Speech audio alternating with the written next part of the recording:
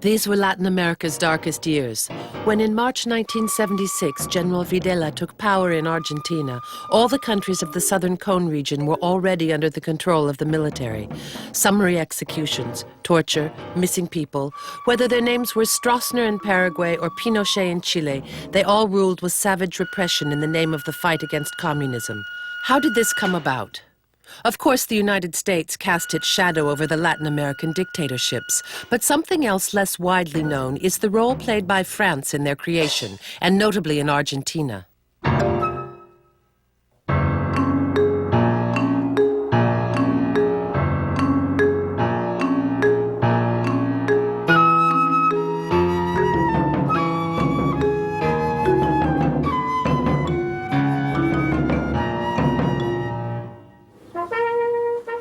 The investigation starts in Théoul in the south of France.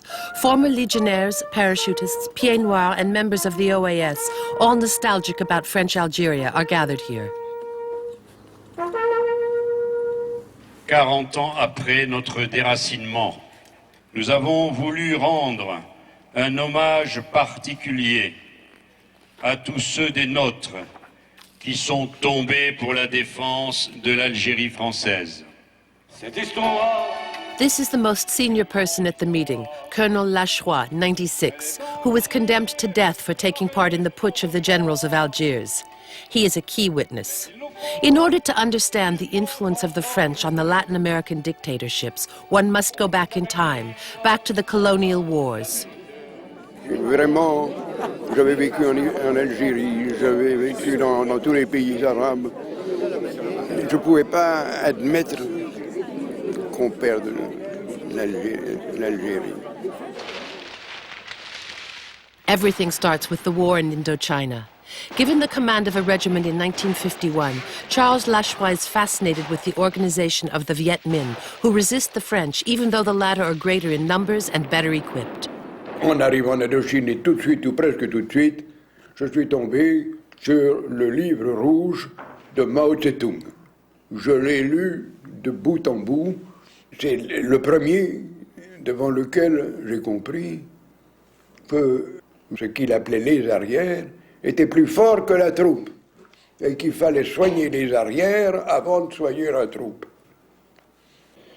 L'ennemi que j'avais devant moi en Indochine, c'était un ennemi qui était à droite pour se servir des populations. Quand vous en arrivez à un point où vous ne pouvez pas le pisser sans que votre adversaire le sache, on n'en sort plus. This is how the theory of revolutionary war came into being. For Lachois, the Viet Minh are an agent of international communism operating under the disguise of the independence movement.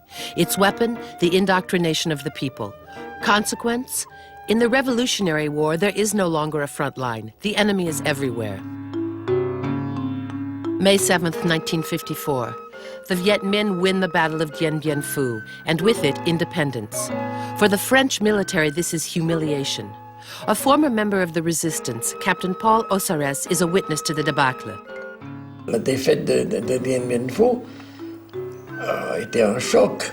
Une bonne majorité de militaires français trouvaient qu'il fallait tirer des leçons de cette défaite et puis éviter qu'on ait les mêmes déboires en Algérie. It is during the war in Algeria that the Army Chiefs of Staff definitively adopt the theory of revolutionary war, still called subversive warfare. Its obsession? To cut the National Liberation Front off from its support, in other words, the population. To do so, the French innovate. 400,000 soldiers are deployed all over the Algerian territory. The technique is called quadrillage, gridding, the first concrete application of Lachois' theory. Then on January 7th, 1957, the minister Robert Lacoste takes a decision fraught with consequences. He gives police powers to General Massu, who commands the 10th Paratrooper Division. The objective? To crush the political and military organization of the FLN, which is multiplying the number of terrorist attacks in the Algerian capital. This is the beginning of the Battle of Algiers, in which the paratroopers take over the Kasbah to track down the bombers. From then on, they are in complete control.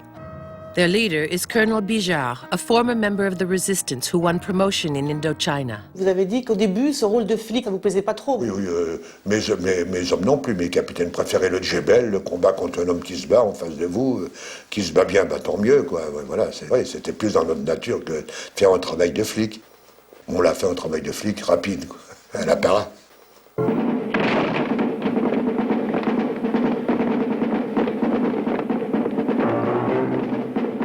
Pourquoi on appelle ça une bataille? Parce que c'était une action où on devait capturer des gens armés et éventuellement les tuer. The Battle of Algiers became a model for counter-revolutionary warfare. From January to September 1957, the French invent or systemize military techniques which have remained secret for a long time. There are no film archives. Only an Italian-Algerian film produced in 1965 provides a reconstruction of the methods used in the Battle of Algiers. Boycotted by the major distribution networks, the film was seen by very few people in France. Est-ce que vous avez vu le film La bataille d'Alger? Magnifique, magnifique. C'est proche de la vérité comme on ne peut pas mieux faire et c'est remarquablement joué. Mathieu Philippe, guerre, Indochine et Algérie. Grade. Qui est pour vous le colonel Mathieu du film? Le colonel, et c'est Bijard. C'est une organisation à pyramide composée d'une série de sections. Chaque militant ne connaît de l'organisation entière que 3 membres maximum. Son responsable qui le choisit et ses 2 subordonnés qu'il a lui-même choisis. Nous devons procéder aux recherches nécessaires afin de reconstituer toute la pyramide pour arriver à l'état-major. La base de ce travail est le renseignement. La méthode est l'interrogatoire. Et l'interrogatoire devient une méthode lorsqu'il est conduit de façon à toujours obtenir une réponse. Vous pouvez démarrer par le colleur d'affiche, quel est ton chef? Il faut trouver le chef. Puis après, il faut remonter les filières. Alors, il y avait réunion des capitaines tous les jours à mon bureau, Chaban, Le Boudec, enfin, mes 5 commandants d'unité qui étaient là tous les jours, à 6 h du soir. Alors, où en êtes-vous? Alors, il y avait mon destinateur qui mettait les organigrammes, où ça en était. Bien. C'est du bon travail. Là, il y a un vide, il faudrait le retrouver. Mais il n'est pas sur ma compagnie, il est sur l'autre. Ben alors, je disais, autorisez votre copain à aller le prendre. Enfin, voyez-vous, on allait où était le type. On nous a dit qu'il faut briser la capacité du FLN à commettre des attentats. Et pour ça, il faut avoir les renseignements à tout prix, à tout prix. Et pour vous, ça voulait dire éventuellement l'usage de la torture? Quelle question, y compris la torture. J'avais donné des ordres en disant à mes hommes, vous agirez à bloc contre les vrais poseurs de bombes, et si ça vous sont les bombes, interrogez-les durement. Pas question de leur crever un œil ni d'en couper les oreilles, mais ce qu'on a appelé la gégène, quoi. Que je ne pourrais pas faire, mais mes subordonnés l'ont fait. Et je découvrais, j'ai dit, le responsable du régiment, c'est moi.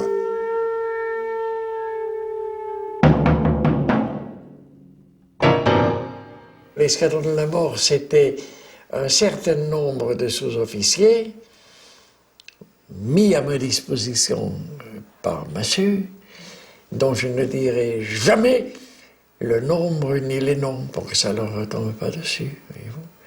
Déjà, on employait ce terme-là à l'époque, déjà pendant la bataille d'Alger? Oui, oui. Ah, ton escadron de la mort. Moi, je passais la nuit dehors. J'allais voir les colonels et les officiers de renseignement des régiments. Et qu'est-ce que vous faites? Et qu'est-ce qui arrive? Et qu'est-ce que vous avez ramassé? On tient le type qui veut poser les bombes, ben on le secoue pour qu'il donne tous les renseignements qu'il peut donner. Et puis s'il ne peut pas tout donner, ben, à force, il finit. Ben celui-là, on n'en sortira rien. Voilà. Donc vous faisiez disparaître? Et il disparaît.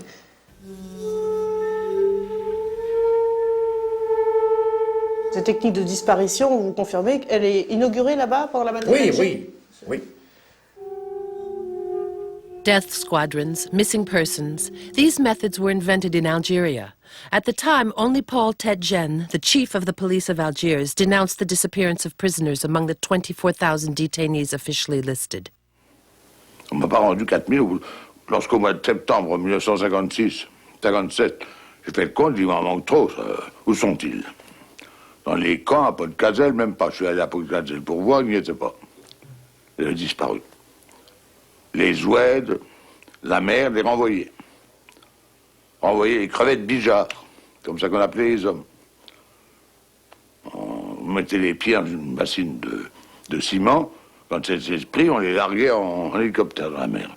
On ne peut pas admettre ça, on ne fait pas la guerre comme ça, c'est pas possible. And yet the techniques used in the Battle of Algiers were taught from May 1958 in a training center for subversive war tactics created by the Minister of Defense, Jacques Chaban-Delmas, upon the initiative of Bijard. French officers as well as officers from Portugal and Israel came to this camp for training. The Battle of Algiers had its handbook. Entitled La Guerre Moderne, Modern Warfare, it was written by Colonel Trinquier, Major Osseres's commander. In his book, he openly justifies the use of torture as an anti-subversive tactic.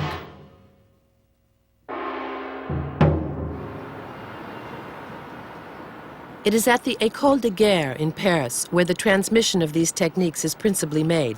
The first followers are Argentinian, amongst them General Lopez Ofranc, who later took part in the coup of 1976. In 1957, Lopez Ofranc is chosen by the Argentinian chiefs of staff to learn what, from that moment on, was termed as the French doctrine, with, in the bargain, a one-month practical training course in Algeria. Los profesores tocaban siempre el tema de la guerra revolucionaria, que era una cosa totalmente nueva para nosotros, ¿no? En Sudamérica no se había vivido esos episodios, había otro tipo de luchas políticas, digamos así, a veces violentas, pero no de la organización así del tipo subversivo, sino conocíamos la importancia de la población en este tipo de guerra. Nosotros habíamos pensado siempre en la guerra clásica, en el infante con el fusil, el char, el tanque, el cañón, pero no habíamos pensado en el hombre armado de un cuchillo o armado de una soga para estrangular a alguien. Así que se aprendió, con la sangre se aprenden muchas cosas.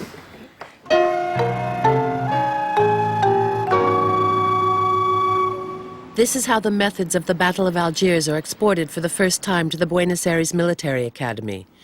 In 1959, the French and Argentinian armies sign an agreement which provides for the creation of a permanent French military mission with experts posted in Buenos Aires at the headquarters of the Argentinian Chiefs of Staff. These experts are all Algerian veterans and operate in great secrecy. The subject remains taboo even today. None of them agreed to talk about the role of the mission on camera. Oui, bonjour. Vous m'entendez, M. Bernard Cazomayou? Oui, M. Bernard Cazomayou. On était parti là-bas à la demande de l'armée argentine pour les renseigner la guerre révolutionnaire. La mission était pour ce sujet-là et pour rien d'autre. Le reste ne nous intéressait pas. Paid by the Argentinian army, the French have Colonel Trinquier's book translated, give lessons, and publish articles in military reviews. The theme is still anti-subversive warfare, as Colonel Bontresque reluctantly admits. Oui, bonjour. Je voudrais parler à Robert Bontresque. C'est moi-même. On essaie de leur expliquer cette guerre subversive, cette guerre d'en dessous. Oui, et puis une histoire d'ennemi qui n'est pas forcément l'ennemi auquel ils étaient habitués. L'ennemi, c'est parfois le gars avec qui vous prenez un whisky, hein. The influence of the French reaches a climax in 1961 with the organization in Buenos Aires of the first Inter-American lesson in counter-revolutionary warfare, attended by 14 countries. Its director is none other than Lopez Ofranc, who trusts the training to the French military. ¿Vinieron oficiales de todo el continente? De todo el continente, inclusive norteamericanos. Todo el continente americano, norte y sur, todos estuvieron en la Escuela de Guerra nuestra. Yo fui el director del curso y Bontresque especialmente fue un colaborador muy directo conmigo. Est-ce que vous aviez participé, a role that Colonel Bontresque still finds hard to admit today. Lutte anti-subversive qui avait eu lieu avec... C'était uniquement argentin. Hein. Disons qu'ils ont utilisé nos cours pour faire les leurs. Eso provocó un cierto celo de parte de los Estados Unidos. Claro, los Estados Unidos querían que se fueran los franceses. No querían que estuvieran los franceses, ellos no sabían nada de guerra revolucionaria. Estaban aprendiendo junto con nosotros. In a letter addressed to the Minister of Foreign Affairs, Ambassador Blanquet de Chaila confirms the envy experienced by the Americans.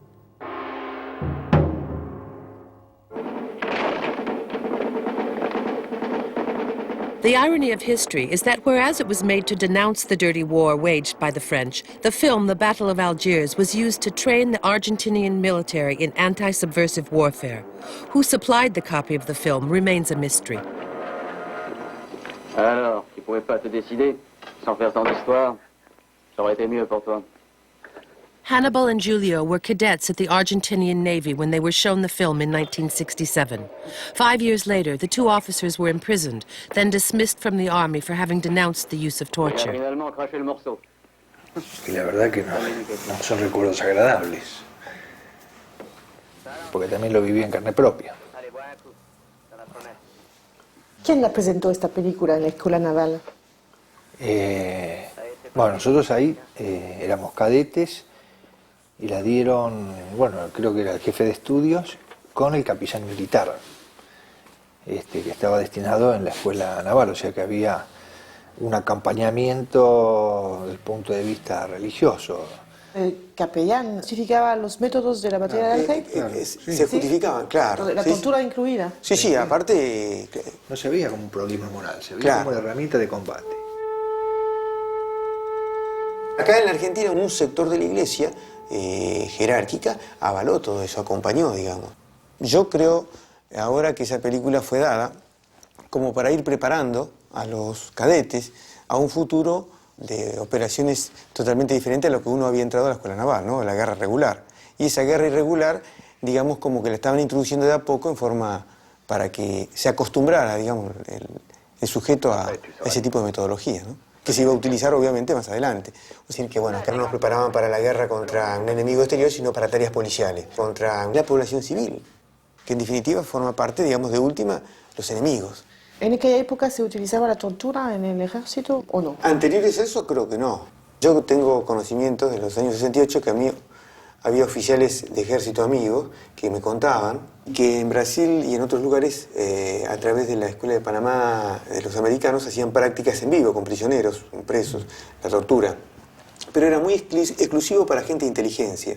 Eso implicaba que todavía no estaban operando en forma masiva la tortura y los, digamos, los asesinatos de forma ilegal. The Panamanian School of the Americas. This name is still associated with the history of Latin American dictatorships. Created in 1946 in the United States, the school specializes in anti-subversive warfare in the mid-60s. Thus, in the name of the fight against communism, 60,000 Latin American officers are trained in what was called the School of the Dictators. This fact is well known, but what is less well known is the role the French played in the training of the American instructors. It all began in 1960 when Pierre Messmer was appointed Minister of Defense. He was contacted by the Americans at the time when the Vietnam War was building up. C'est toute la théorie de la guerre révolutionnaire qui les a intéressés. Vous, en tant que ministre, vous avez reçu des demandes d'envoi d'instructeurs. Ils nous l'ont demandé, nous avons donné suite à leurs demandes. Et quel était le profil de ces militaires que vous avez envoyés là-bas, aux États-Unis? On s'efforçait d'envoyer des gens qui avaient l'expérience. C'était une question d'expérience, surtout. Et Ossares, comment est-il devenu instructeur à Fort Bragg? Il est devenu instructeur à Fort Bragg parce que c'était un spécialiste. Quand les Américains ont demandé des conseillers techniques, je suppose que l'état-major de l'armée a dû prendre ses listes et désigner des hommes qui avaient appartenu aux états-majors en Algérie, et en particulier qui avaient eu ces missions d'interrogation des prisonniers, etc. Et Ossares était l'un des meilleurs spécialistes de la guerre révolutionnaire, enfin pour la France en tout cas. Oui, Ossares, je crois, n'est pas un penseur, je crois que c'est un exécutant. In 1961, Major Ossares is appointed to work under the military attaché at the French embassy in Washington, to whom 10 liaison officers report. All of them are veterans from the war in Algeria, dispatched among the different American military academies. Ossares is sent to Fort Bragg, the headquarters of the special forces that intervened massively in Vietnam.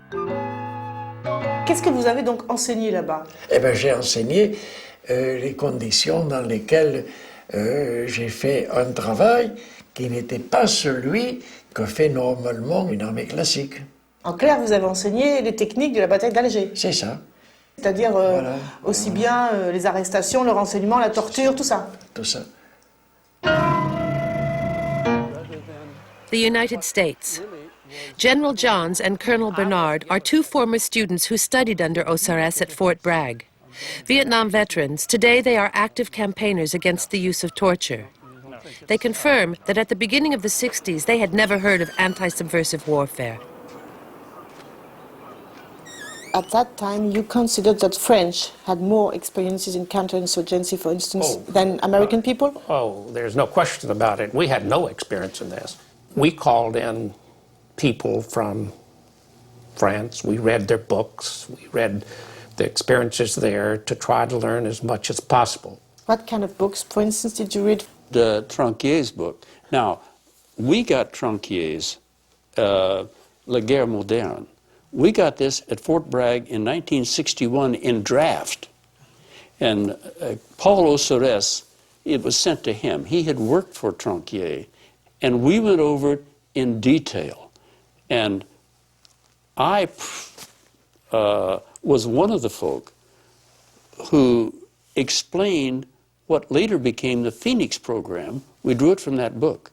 We sent it up to Bob Comer, who was in the White House at the time. Robert Comer. This CIA agent was appointed at the head of the Saigon branch in 1967. In charge of a death squad, he was entrusted with the elimination of the Viet Cong networks amongst the Vietnamese population. A very dirty operation christened Operation Phoenix. The same sort of thing, the Battle of Algiers. And the result were, tragic is a gentle term. Now, the numbers that are used, evidently 20,000 people were killed, yes. Civilians? Yes. Did Paul Osores speak about his role in the Battle of Algiers? What Paul was doing at Fort Bragg with us was underlining, trying to make us understand the critical aspects of intelligence, how we had acquired it, and then how we applied ourselves to exploiting the intelligence we had. Well, he explained torture. They would take a captive. Generally, they were able to persuade each of these people. Most of them spoke.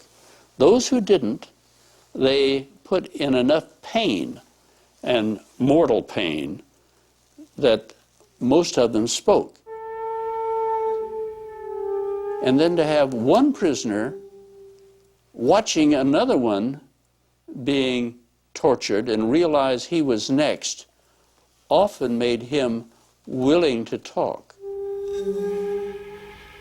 The additional part of this was, what do you do with these people after they have been tortured? Authorized answer to this was that they were executed. La plupart des élèves que vous avez eus sont partis ensuite au Vietnam. Ah ben, ils sont partis, ils sont allés au travail. Et au Vietnam. Et j'en ai retrouvé, quand j'ai été attaché militaire au Brésil après coup, j'ai retrouvé des généraux qui m'ont dit « mais on vous a eu comme instructeur à Fort Bragg ». C'était en quelle année que vous étiez au Brésil, général? 73. Mais le Brésil, c'était une junte militaire qui était au pouvoir. C'est ça, oui, c'était une dictature militaire. Et ça avait bardé. Vous étiez en rapport avec les militaires brésiliens, évidemment. Comment... Très étroit, très étroit. C'était l'année où il y avait eu la chute d'Allende. Le Brésil a aidé considérablement l'action du général Pinochet. Considérablement. Chilenas y chilenos que me escucháis. September 11th, 1973. The coup in Chile. General Pinochet overthrows President Allende's socialist government. The Chilean left experiences the full brunt of the repression. Thousands of people are arrested, tortured, and executed. Sometimes even in front of the cameras. As in this case in the stadium in Santiago, converted into an open-air concentration camp. Pinochet is confident of his impunity, but at the international level, reprobation is general. Survivors have said that Brazilian officers were in charge of the torture sessions. Were they trained by Ossares?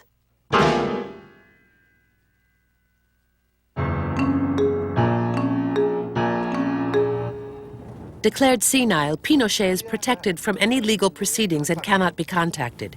There remains his right-hand man, General Manuel Contreras, the former head of the DINA, the political police of the dictatorship. His lawyer agrees to organize a meeting. He doesn't know that during the journey he is being filmed with a hidden camera. La cadena llega a Pinochet. Claro, la cadena llega a Pinochet, a la Junta de Gobierno. ¿Y por qué tú piensas que nunca le va a pasar algo a Pinochet? Porque Pinochet fue declarado interdicto. Por nada más que por eso. Claro, entonces es inimputable. Inimputable. ¿Pinochet de verdad está mal de la cabeza o no? No. No, está bien de la cabeza. Sí. Eso lo dice afuera así, pero... ¿Ya? Prosecuted by the Chilean justice, General Contreras is held in preventive custody in the military base from which the 1973 coup was launched, in the bosom of his family. In the company of his bodyguards and of his medical team, Pinochet's right-hand man openly speaks of his French models. Nosotros éramos admiradores de la OAS dentro del ejército. Ah, sí. Claro, porque, bueno, por la actitud, digamos, valiente y combativa que tenían. Éramos admiradores de la OAS. No sé si usted conoció a un general francés que se llama Ossares. No lo conocí, pero también él estuvo entrenando chileno en Brasil. Ah, sí, Ossares. Yo mandé a Brasil unos contingentes oficiales cada 2 meses y él también los entrenó. Trabajaba en la Escuela de Inteligencia de Brasilia. De ahí los trasladaban a ciertos ejercicios a Manaus. Y Manaus era un centro de entrenamiento muy importante para medio, todos los países del Cono Sur, ¿verdad? No era muy agradable para los que iban de Chile o de los países de Argentina porque el clima de Manaus es muy malo. Así que...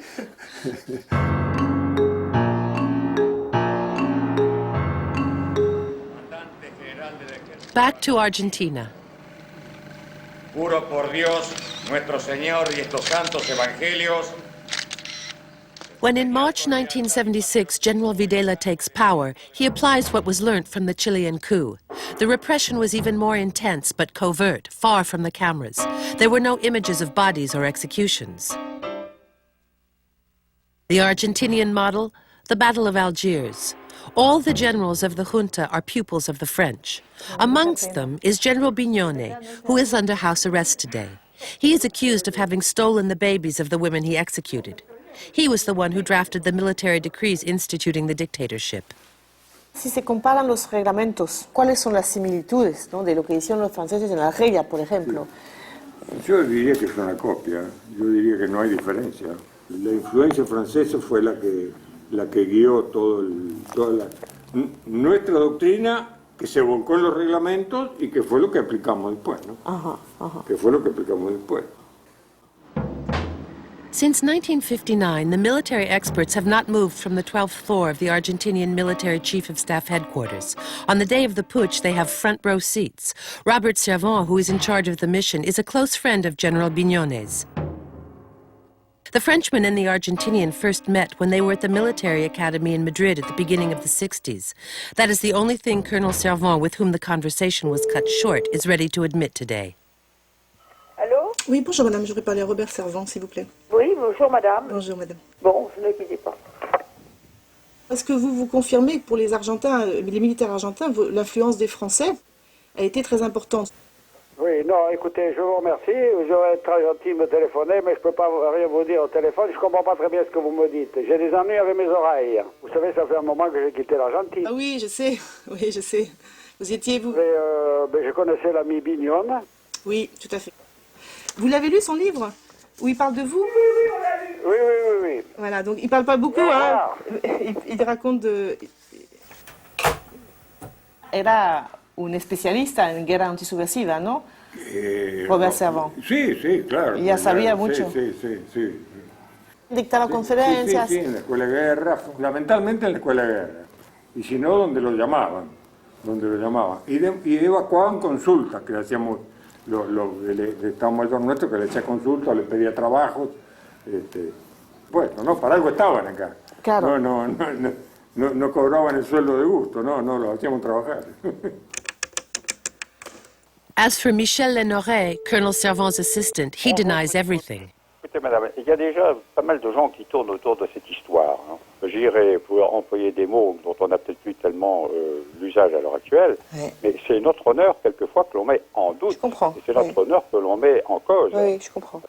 Si vous êtes là pour faire un bouquin sur la guerre subversive, en Argentine en particulier, je peux vous dire que pour ce qui est de la mission française en Argentine, entre l'époque où j'étais, c'est-à-dire 75 et 77, vous perdez votre temps, parce qu'on n'a strictement rien eu à voir avec la chose.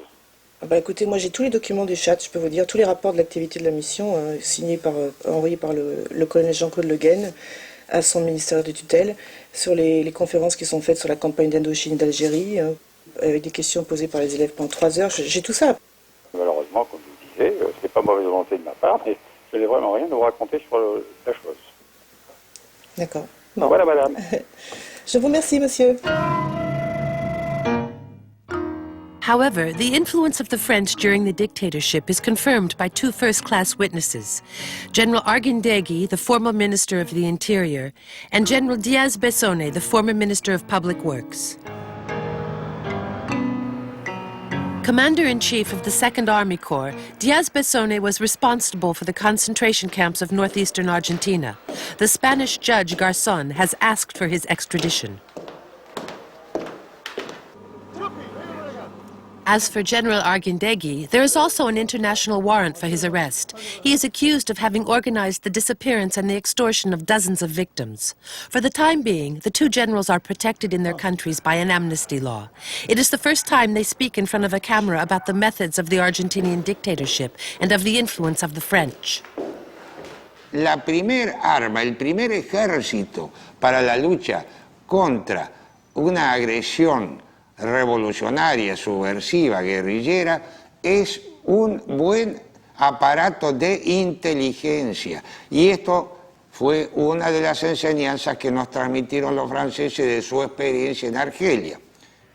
Sí, se aprendió de los franceses porque acá tenía gran importancia, pero una cosa es hacer inteligencia sobre tropas, sobre enemigo real, uniforme, bandera, ideología de otro país, y otro es con el enemigo embosado del elemento terrorista, subversivo, que actúa diseminado entre la población y demás. Están en todos los lugares, están atendiendo un comercio, están asistiendo a clases en la universidad o en colegios, están enseñando como profesores, puede ser un médico, un abogado, un ingeniero, un trabajador, un obrero. Otra cosa que fue muy importante de los franceses fue la cuadriculación territorial, ¿no? Claro, la organización, la compartimentación del territorio en zona, eso es doctrina francesa. La creación, lo que se llama comandos especiales en Argelia, que son escuadrones de la muerte. No, bueno, eso acá no se dio. Pero comandos que entran en las casas y... Se tuvo como método de trabajo que el ejército mismo hacía, las Fuerzas Armadas hacían operaciones de ese tipo, sin que existieran fuerzas especiales, sino que cada área de responsabilidad, cada zona, cada subzona, tenía la gente con la cual accionaba, entrando a las casas, haciendo los allanamientos, deteniendo, y de ahí pasaban a centros de detención donde se hacían los interrogatorios. Todo el ejército argentino, todo, sin excepción. Los hombres que en aquel tiempo estaban en actividad, todos actuaron en la guerra contra la subversión.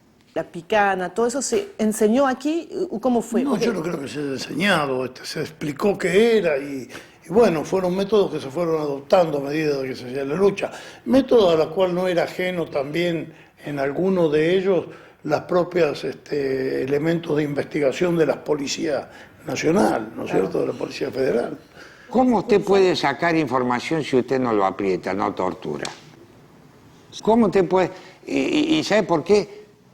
Supóngase que hubiera habido 7.000, que no hubo 7.000 desaparecidos, pero póngale que hubiera habido 7.000. ¿Usted cree que podíamos fusilar 7.000? desde el Papa al fusilar 3 nomás, mire lo que él dijo que le armó a Franco con 3. Se nos viene el mundo encima. Usted no puede fusilar 7.000 personas. Y si lo metía en la cárcel, ¿qué? Ya pasó acá. Venía un gobierno constitucional y los ponía en libertad porque esta es una guerra interna. No es el enemigo que quedó del otro lado de la frontera. Salían otra vez a tomar las armas, otra vez a matar. Fue una realidad y tal vez fue un error, porque es distinto, vuelvo a repetirle. Los desaparecidos en Argelia eran desaparecidos de un territorio de otra nación. Se liberó, fue un apéndice de Francia y demás. Acá un desaparecido tenía padres, hermanos, tíos, abuelos. Con mucha eficacia se actuó, en no más de 3 años fue aniquilada la subversión.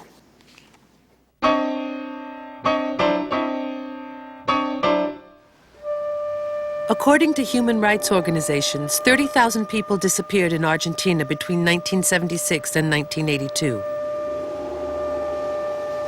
This is one of the places made famous by the repression, the ESMA, the Naval School of Mechanics. It is here that Admiral Macera, one of the leaders of the junta, set up an extermination center where at least 4,000 people disappeared. We now know that most of the victims were thrown alive into the sea after having been tortured. These were the death flights, discreetly referred to as transfers, the so-called systemization of the Bijar shrimp, as a survivor of the ESMA recounts. Los vuelos de la muerte eran organizados cada semana, un día fijo. Yo creo que eso estaba determinado por la cantidad de detenidos, porque el campo tenía un límite.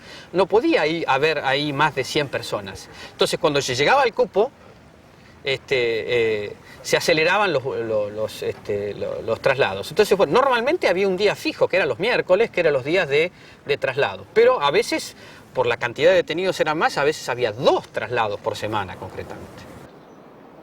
Juan, a sociology student, was kidnapped, brutally tortured, and then kept prisoner at ESMA for 2 years.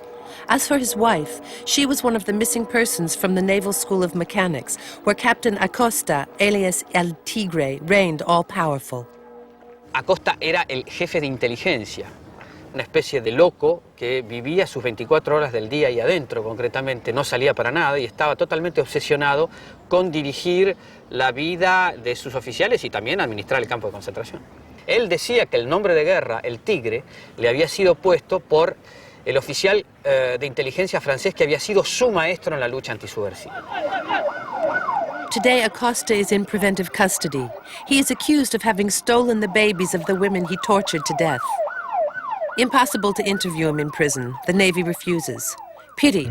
It would have been an opportunity to question him about the disappearance of 2 French nuns, Alice Daumont and Léonie Duquet, who were kidnapped in 1977. The case greatly shocked public opinion in France at the time. The search for witnesses brings us back onto the French trail. Rosario Cerruti, the mother of a missing person, was an active member of the Association of the Mothers of Plaza de Mayo. On December 8, 1977, a meeting was held at the Church of Santa Cruz of Buenos Aires when an ESMA commando arrived. 11 people were taken away, including the nun Alice Daumont. By miracle, Rosario escaped the roundup. A mí me llamó la atención, en la puerta de la parroquia había un hombre, rengo, caminaba desde la esquina hasta donde estábamos nosotros y se volvía. Fui citada por el cónsul francés para hablar sobre el secuestro de las monjas. Yo le conté este hombre que me llamó la atención. Me extrañó que el cónsul me dice, este señor caminaba así.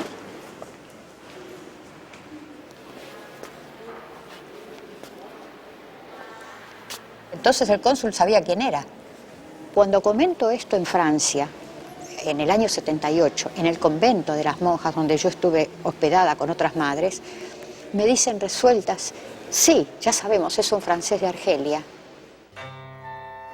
2 French newspapers at the time evoked the presence of a former member of the OAS in the squadron that abducted Alice Daumont and 2 days later Léonie Duquet.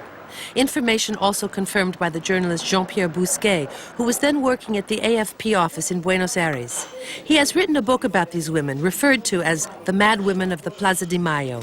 Dans l'équipe qui a procédé à l'enlèvement des gens de la Santa Cruz, il y avait un Français, je l'ai eu de plusieurs sources, boiteux, je surcroît. Ce qui n'est pas étonnant parce qu'il y en avait quand même pas mal qui collaboraient avec les forces de répression. Notamment pas mal d'anciens de l'OAS. Il y en a beaucoup qui avaient été amenés en Argentine avant le coup d'État par López Rega.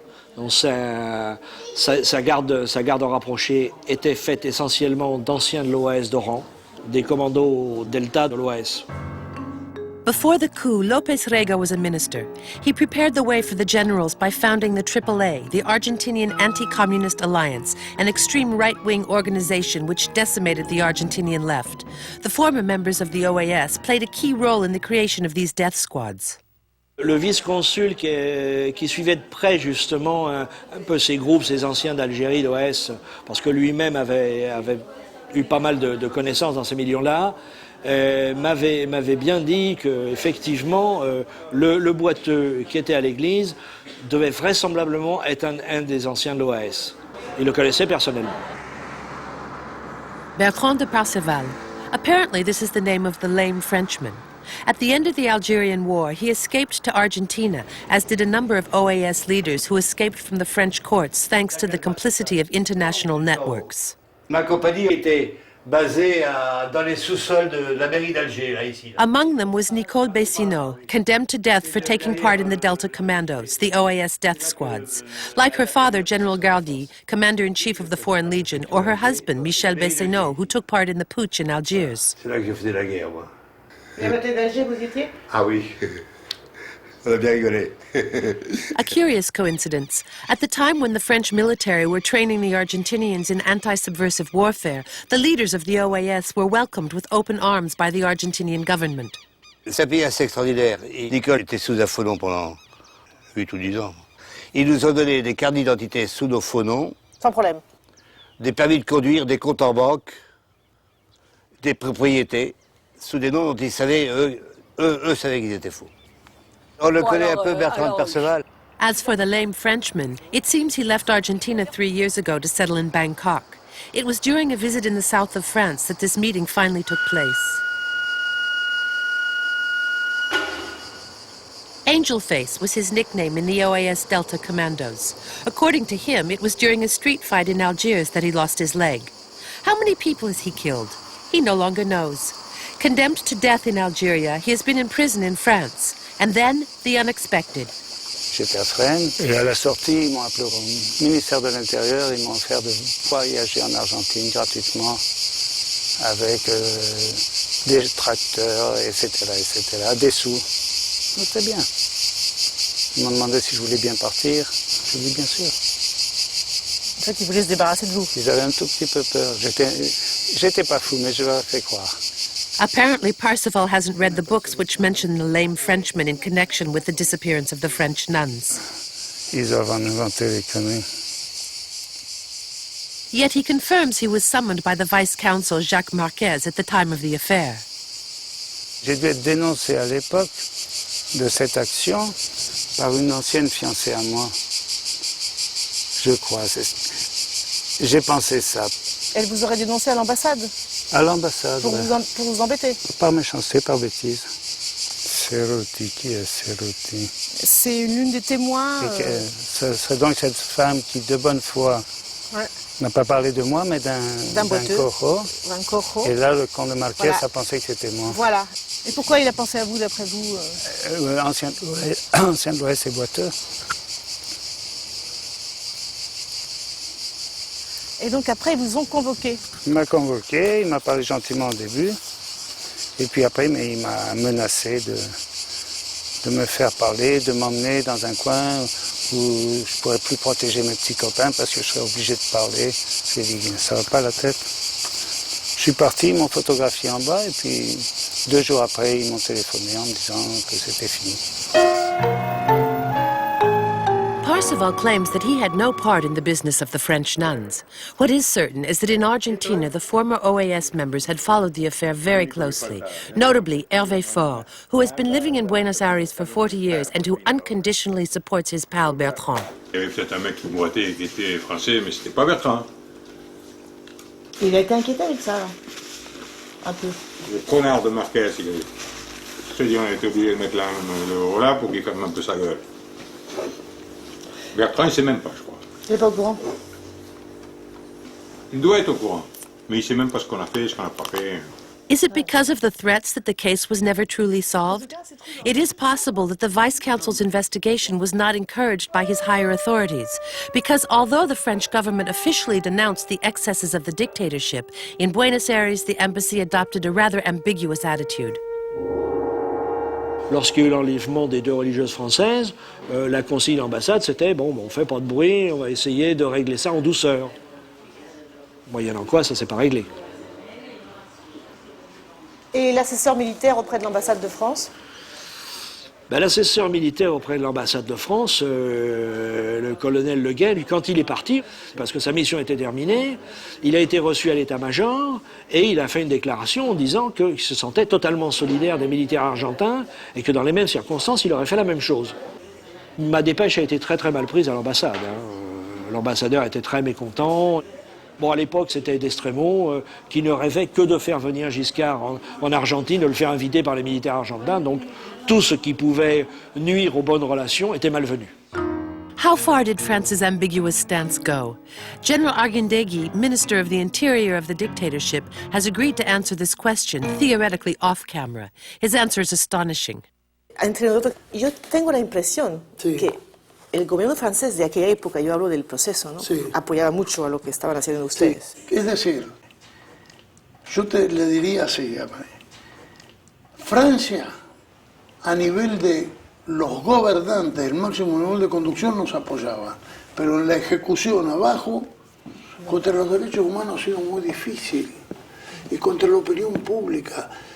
El mundo está lleno de hombres proclives a tener una idea progresista, un centro izquierda, socialista. Pero los ministros, lo que me contó de Poniatowski, ¿cómo fue exactamente, para lo que yo sepa, cómo fue lo de Poniatowski, que era ministro del Interior como usted? Poniatowski se apareció acá en Buenos Aires y vino con cartas prácticamente con cartas credenciales, digamos, de que venía en el nombre del ejército francés para establecer relación coordinada, para intercambiar información, y yo hemos intercambiado. ¿En la lucha antisubversiva? En el momento de la lucha antisubversiva. France's collaboration with the Argentinian dictatorship was therefore not only military, it was also political. What about Chile? In fact, it is General Contreras who mentions the subject himself, and what he says is too detailed to simply be a boast. Ya le digo lo que nos pasó con Francia, que inteligencia francesa no cooperó en este asunto de evitar el derribo del avión LAN. Y cooperaron también porque había mucha gente del MIR que estaba refugiada en París, ¿no, verdad? Había mucha y también nos informaban de ella. De la gente que estaba ahí, porque había muchos. Nos informaban de ella la inteligencia francesa, de los problemas que existieron. Incluso nos informaron cuando se inició la Operación Retorno. ¿La qué? La Operación Retorno. ¿Qué es eso? Cuando todos los terroristas volvieron a Chile. Ah, cuando se llama así. Sí, se llamó, ellos la llamaron Operación Retorno y nosotros también. Ajá. Porque empezaron a volver a Chile los terroristas después de una serie de actividades. ¿En qué año fue esto? Empezaron a partir del 78, pero se acrecentó el 80. Entonces la policía francesa o la DST o la DGS, que son los... La DST es la que más cooperó. La más cooperó. Sí. Bueno, diciendo lo que sabía porque... Sí, ella enviaba la información que tenían al respecto de cómo iban embarcándose hacia Chile estos individuos. La mayor parte con documentos falsos. Nosotros contactamos a 37 servicios de inteligencia del mundo. Tuvimos contacto permanente. Y, por ejemplo, entre los más importantes eran los sudamericanos para nosotros. Teníamos contacto con todos los países sudamericanos de inteligencia. In fact, behind the contacts Contreras mentions, a criminal organization is hiding, which he created in 1975. Its code name was Operation Condor, as recently declassified American secret documents prove.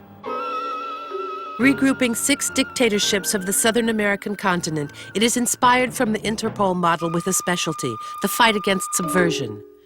Repression is now coordinated by a centralized intelligence agency, which makes it possible to track down members of the opposition from one country to another in total impunity. The methods of the Battle of Algiers are applied on the scale of a subcontinent. One story illustrates this devilish system, that of the Franco-Chilean Jean-Yves Claude Fernandez. Arrested during the Pinochet coup, the engineer is released thanks to his French nationality. In Paris, he joins the resistance network against the Chilean dictatorship. On October 30th, 1975, he takes off from Roissy Airport for Buenos Aires. The next morning, he is kidnapped from his hotel by an Argentinian commando and disappears, never to be seen again.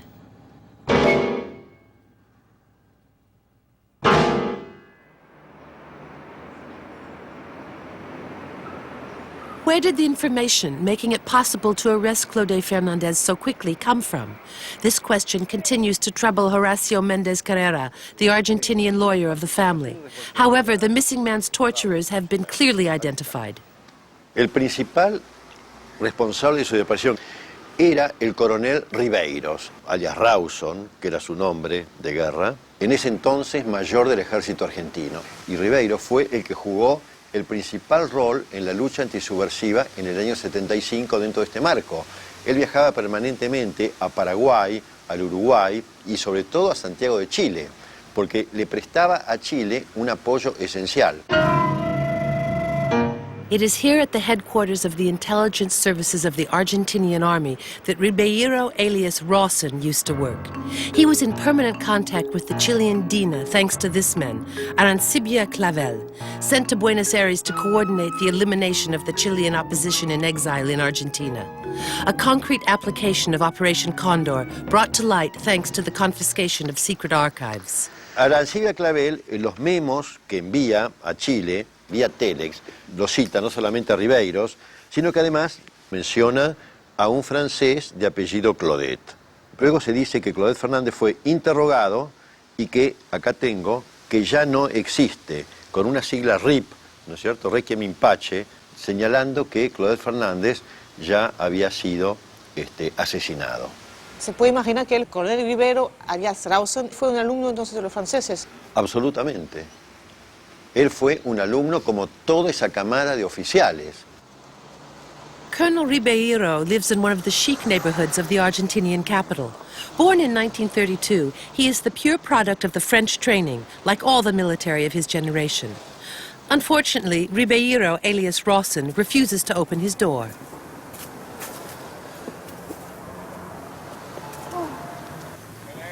Sí, hola.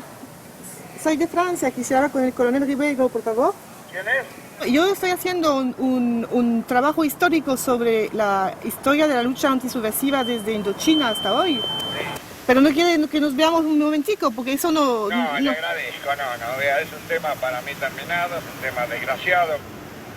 No me interesa, fueron etapas pasadas para la Argentina, tremendas, y entonces no sirven.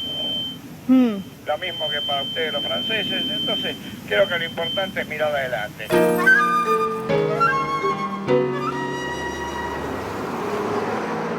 Santiago de Chile. Monica Gonzalez is a journalist specializing in the Condor Plan. Until 1978, she was a refugee in Paris. Since then, she has accumulated witness accounts and documents. She discovered Arancibia Clavel's archives while searching an annex of the Buenos Aires court. She came across surprising information. It is to the Argentinian Ribeiro alias Rawson, the former student of the French, that she attributes the creation of Operation Condor. Arancibia Clavel manda entonces este memorándum al cuartel general de la DINA en Santiago, donde dice: Coronel Osvaldo Rawson tiene ofrecida la relación completa dada por Migración Argentina de todos los chilenos ingresados a la Argentina después del 11 de septiembre de 73. Punto. Este oficial tiene la idea de formar una central de inteligencia coordinada entre Chile, Argentina, Uruguay y Paraguay. Lo que se dice no es cierto entonces que fue Manuel Contreras que creó... La creó, pero la idea la tuvo Rawson. Aparecen extranjeros colaborando con la Operación Cóndor. Sí, y yo creo que representa uno de los aspectos quizás más secretos de la Operación Cóndor. La DINA en un momento dado obtiene como brazo armado a un grupo terrorista internacional que está formado por un grupo italiano, encabezado por el terrorista nacionalista italiano Stefano Della Chiave. A este grupo terrorista italiano se suma un famoso terrorista francés, Albert Spaghiari de la OAS, y Michael Taule, que es un ciudadano norteamericano, que se convierte en agente de la DINA. En el fondo estamos en presencia de una operación Cóndor de coordinación formal de las estructuras de inteligencia de las dictaduras del Cono Sur, que tiene como brazo armado paralelo una internacional terrorista negra que abarca a importantes grupos europeos. It is in this house in Santiago de Chile that the international mercenaries prepared the assassination attempts of Operation Condor against opposition refugees abroad. 1974, General Prats, President Allende's chief of staff, was assassinated in Buenos Aires. 1975, assassination attempt in Rome against Bernardo Leighton, Allende's vice president. 1976, assassination in Washington of Fernando Letelier, the former Minister of Foreign Affairs. The same year, in the center of Paris, General Centeno Anaya, the Bolivian ambassador, was assassinated. American declassified documents reveal that the French capital was in the sights of Operation Condor, which had programmed other assassination attempts in Paris. From 1976, the French secret services were informed of these plans. What did they do? ¿Y usted piensa entonces que el gobierno francés de aquella época colaboró con la Operación Cóndor? No lo sé. Lo único que yo sé y que yo puedo decir es que yo personalmente fui detenida en Francia. Se me detuvo en el aeropuerto, esperando la llegada de un avión de Chile. Fue bastante violento porque me llevaron vendada a un lugar que yo nunca supe, que era un subterráneo, donde solamente lo único que recuerdo es que una de las personas que me interrogaba le faltaba una mano. Era violento. En ningún momento me golpearon, pero nunca me dieron ni siquiera un vaso de agua, ni tampoco algo de alimento.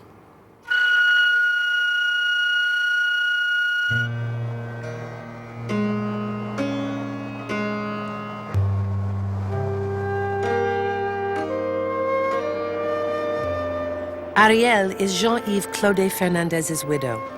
After Pinochet's arrest in London, she regained hope that justice might be served.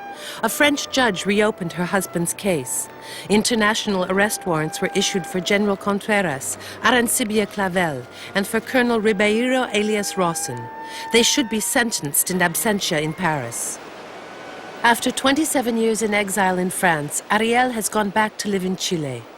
Gently, almost embarrassed, she speaks of a secret scar that still has not healed.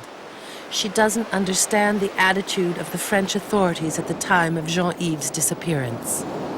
Al día siguiente yo me dirigí al Ministerio de Relaciones Exteriores de Francia para pedirles ayuda y ellos no me ayudaron.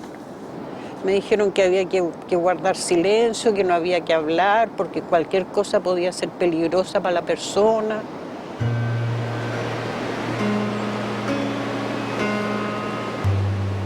¿Usted se puso en contacto, por ejemplo, con la embajada francesa en Buenos Aires? Sí. ¿Estuvo ahí o viajó o no? No, yo no viajé. ¿Llamó? Llamé. ¿Y qué? Y no pasó nada. No pasó absolutamente nada.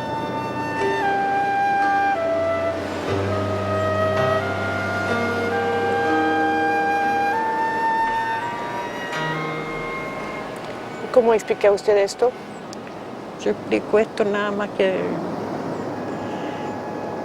están coludidos también con la ultraderecha, los franceses coludidos con la represión de la DINA y del Plan Cóndor y todo eso.